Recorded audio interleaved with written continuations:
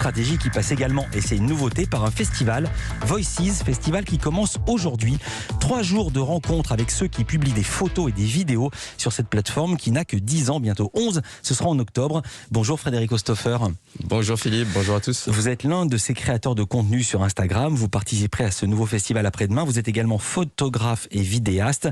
Avec nous également Guillaume Thévenin, bonjour. Bonjour Philippe. Vous êtes le responsable des partenariats pour l'Europe du Sud chez Instagram. Alors, question pour vous d'abord, Guillaume Thévenin. À quoi sert Voices? À recruter de nouveaux utilisateurs? Non, pas forcément. Voices, nous, c'est plus un moment qu'on a voulu pour inspirer, mettre en avant surtout toutes les forces créatives de la plateforme.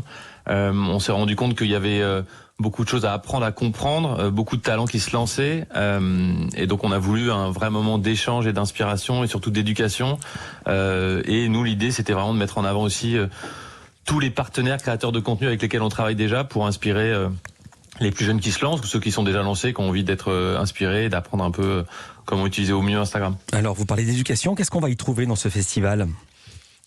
Alors, on aura des talks, on aura des ateliers, on aura des moments, comme je disais, plus d'éducation, on aura du media training, on aura des sessions comment travailler avec les marques, comment travailler avec des agences de talents créateurs de contenu, on aura des présentations plus classiques de nouveautés.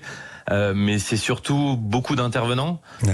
On a voulu des intervenants de vertical, comme on dit chez nous, différents. Donc on aura Olivier Roustin, on aura Riyad, qui est un créateur de contenu que vous connaissez peut-être. On aura Cédric Grolet, le chef, des artistes musiques, des danseurs avec Salif. On aura des concerts aussi.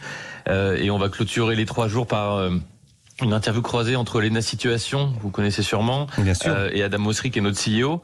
Donc on a cette espèce de grand écart un peu culturel où on a voulu que tous ces mondes qui se parlent pas forcément, et en tout cas qui se parlent à travers Instagram, se rejoignent pour inspirer un plus grand nombre. Et Léna Situation, qui était venue justement dans Culture Média, sera un festival en ligne, pas de présentiel. Alors 5000 places seulement, expliquez, c'est digital, c'est virtuel, mais vous avez bloqué à 5000, pour quelle raison ?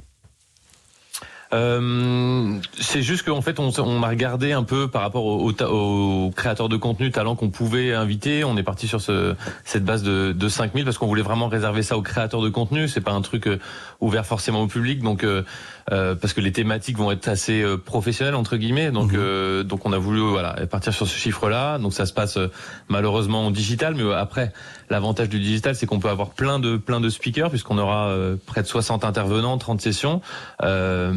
Et qu'on peut monter jusqu'à 5000 personnes, ce qui est énorme quand on y pense pour un festival comme ça. Alors vous l'avez dit, il y aura des stars d'Instagram comme Enjoy Phoenix, 5 millions d'abonnés, Léna Situation, 3 millions. Vous citiez Olivier Roustin, j'ajoute qu'il c'est un couturier, 6 millions et demi de followers. Le pâtissier Cédric Grolet, que vous citiez également, presque 2 millions, qui sont devenus des stars des réseaux sociaux.